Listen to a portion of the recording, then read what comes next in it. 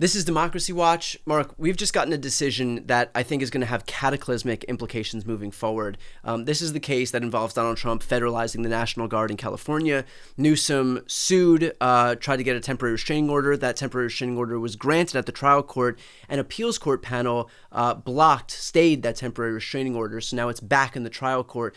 So first and foremost, does this mean that Donald Trump has full latitude then to be able to federalize the National Guard, send the U.S. military into cities? Okay, so the Court of Appeals tried to say the answer to that is no. Okay, and you see a lot of coverage in which people are taking great pains to say that the Court of Appeals said that this is not an unreviewable question. The administration had argued that the judges can't even consider any limits on the president's power here. The president gets to decide, and the judges have to just sit by the wayside and watch it happen. And the Ninth Circuit rejected that. They said, nope, there is judicial review of this, and we do have jurisdiction to decide the question of whether or not the president exercised his power lawfully. On the other hand, what they then did was said that the president deserves extreme deference in his executing this power and in his determination of the facts. So I'm left a little cold by the Ninth Circuit's decision here, preserving the role of the courts, because if the courts are just going to sit on their hands and act like Donald Trump is in good faith making factual determinations, then frankly, we're all screwed. I mean, you and I have done videos on this before in a lot of different contexts, and I've written about this on Democracy Docket, this presumption of regularity that courts apply, where they basically say, we're going to assume that the president and the administration is on the up and up, that when they say a fact, it is presumptively true. When they say a motivation for doing something, it is presumptively true. When they say that they are doing something in the public interest, we, the courts, are to believe them in the first instance. Well, what the Ninth Circuit did is it took that and put it on steroids and said that we not only presume that to be true, but we give a large range of deference here and to the president's fact finding. And honestly, I think that makes a mockery of the rule of law. I think it makes a mockery of the role of judges. And the most important thing is it's going to turn the U.S. Constitution into a suicide pact for democracy.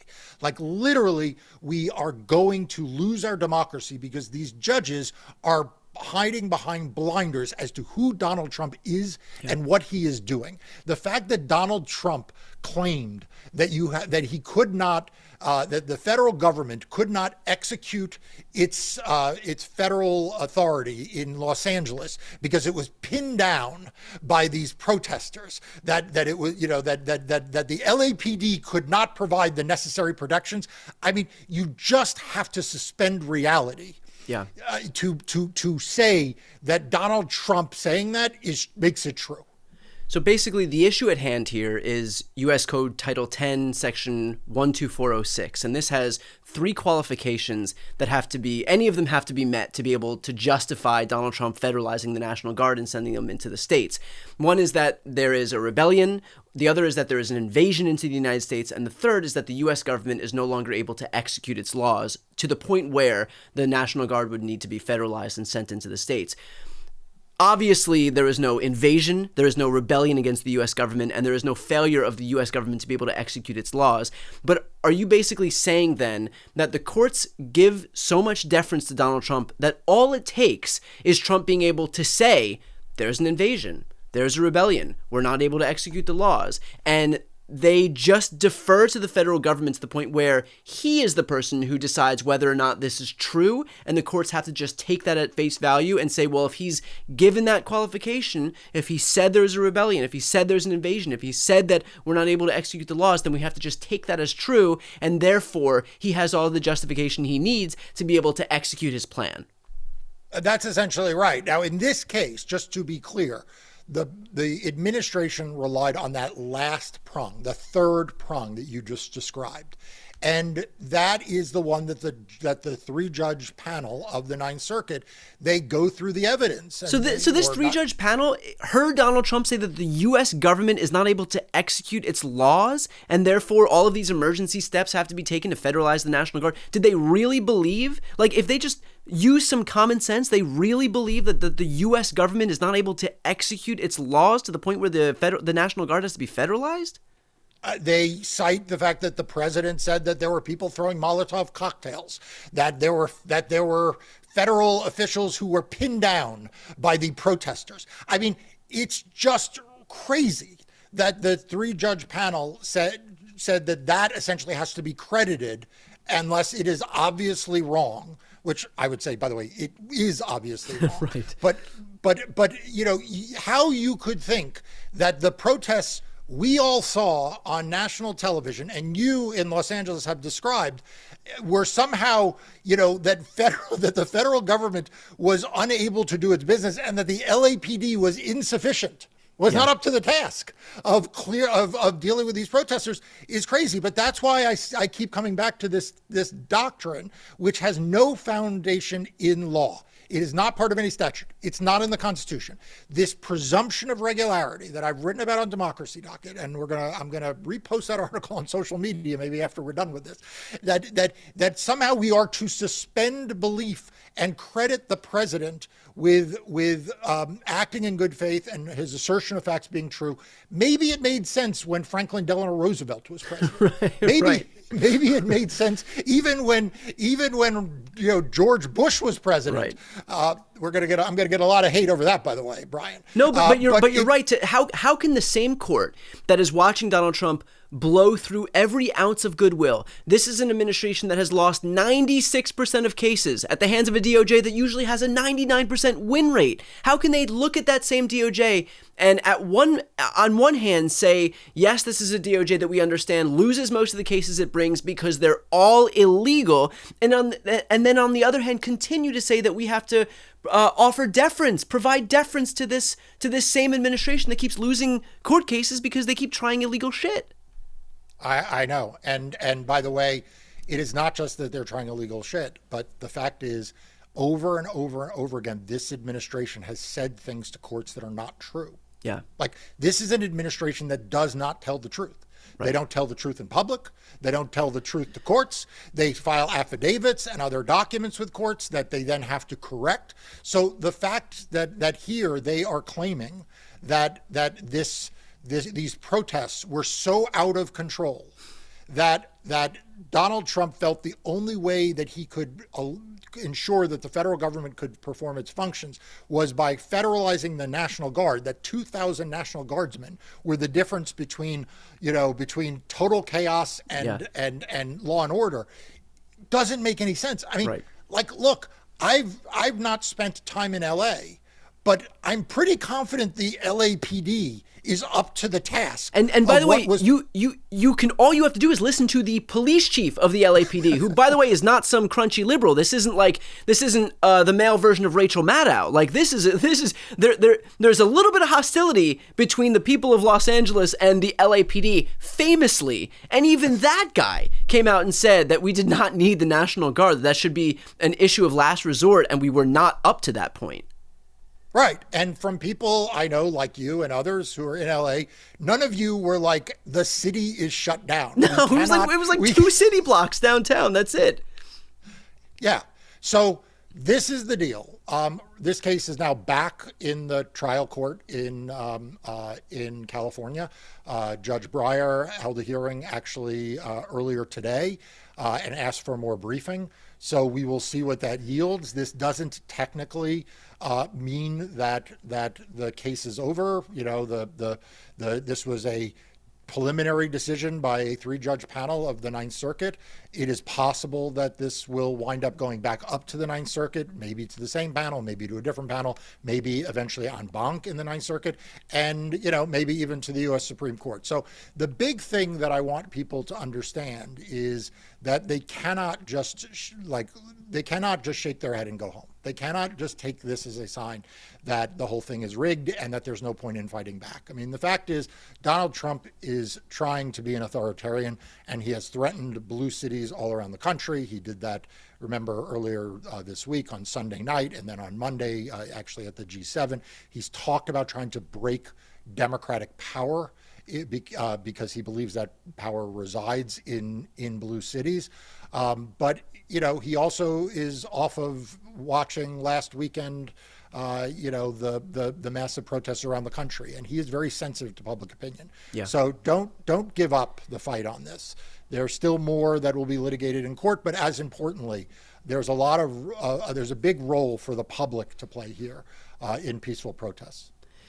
I do want to dig into the implications, the 30,000-foot view implications of this, because something we spoke about in our first discussion about this, which was a few days back, was that if Donald Trump is able to succeed in this case as it relates to Los Angeles and being able to send in the military here, and the courts don't smack him down, then he will view that as a permission structure to be able to say, great, it worked in LA. Now I'm going to go ahead and send troops into Milwaukee, troops into Detroit, troops into Philadelphia, troops into Miami and Austin, Chicago, York, Atlanta.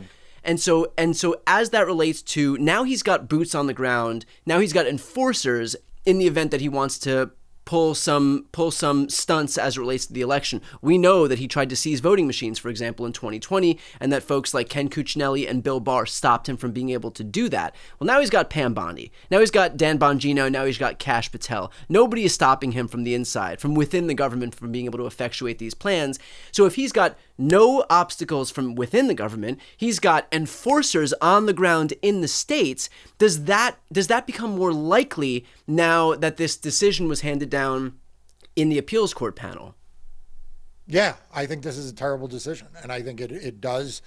Look, Donald Trump was already posting on social media about this decision, about how wonderful the Ninth Circuit is and how more empowered he feels. Like Donald Trump reads it the same way you read it. Like he doesn't say that. He doesn't say out loud, I'm going to seize election equipment. Right. Although give him some time here. Right. You know, but he reads it the same way you do. And so this is a very, very dangerous thing. And I do think that he is setting this up for the 2026 midterm elections for precisely in exactly the way that you suggest. I think that Donald Trump believes that political power for Democrats resides in the cities. He has said that. He has posted that on social media, almost those exact words. Right. He called them Democrat power centers. Yeah, and he believes that he can break those power centers by using federal troops, by using federal officials, ICE agents, FBI agents, National Guard, whatever it is. He feels like and decisions like this give him the wind at his back, because what it means is that if he comes up with some pretext, then he feels like, you know what, the judges are going to let me get away with it and they're not going to stand in my way. And so, I cannot emphasize enough what a critical moment we are in democracy. The threats facing democracy right now, the constitutional crisis we face right now, is one of the executive branch against the people. We talked a lot in the early days of the Trump administration that we thought the constitutional crisis was going to be Donald Trump versus the judiciary. And we talked a lot about how important it was that the judiciary stayed tough, stood by its principles, and didn't yield to Donald Trump. Well, I think what we've seen is a bit of an evolution. The judges are continuing to vindicate the judges. I mean, after all, the Ninth Circuit here said, no, we have a right to judicial review. Well, that's great if you're a Ninth Circuit judge. But to then yield on the underlying policy that puts at risk the people of Los Angeles, that's what I think is the dynamic we're seeing. So the constitutional crisis I think we are in is that Donald Trump is being given more and more free rein to target the political power of the opposition. And we see this in blue cities. We also see it in the manhandling of Democratic elected officials. We see it in the indicting of Democratic officials. And he's doing all of that with impunity to the extent that the judiciary is sort of treating it all on the level. These people get arrested and the judges, they do their business. Oh, we'll do an arraignment. We'll do this. We'll do that. There are charges. We'll read that. Like, we need the judges to stop and say, this is wrong. Yeah. We are not going to treat this administration like it is a normal administration. Right. Look, I could not agree more, and frankly, nobody else, aside from both of us, are talking about this issue, because we know that Donald Trump is thinking 10 steps ahead. He's got the guy who wrote Project 2025 in charge of the Office of Management and Budget. He is effectuating these plans on a daily basis. He's already begun firing career civil servants and replacing them with political loyalists. So this is the plan being executed in real time, and the thing, and I got to just interrupt, because the thing that is driving me crazy is that I expect that from the White House. I expect that from the administration. I've even come to accept that within the Congress, there is not a Republican with a shred of backbone or dignity left. Fine. But the legacy media has decided to normalize this. Yeah. I mean, they treat these arrests as if they're on the up and up. In fact, right. I just, before we were recording, I saw there was an article in one of the major national newspapers in which they sort of suggested that the Democrats maybe are trying to get arrested on purpose. That this is like the Democratic way of resistance or getting street cred. This is obscene. What the legacy media is doing, as Donald Trump is weaponizing government against his political opponents, and the way in which they cover this as just sort of normal jostling between the two parties, right, is the reason why people have lost confidence in legacy media, and the reason why, honestly, they also are becoming, part of the justification structure around this. So right. It's the reason why, the videos you do are so important. It's why I started Democracy Dog and why I post there. But it is the reason why independent media right now is so vital across the board. Right. I mean, it couldn't possibly be that we have an authoritarian government that is indiscriminately arresting Democrats. It must just be that Democrats are figuring out ways to break through on this media ecosystem because they're not getting enough attention. It can't be the fault of the autocrat. It has to be the Democrats who are doing whatever they can to push back.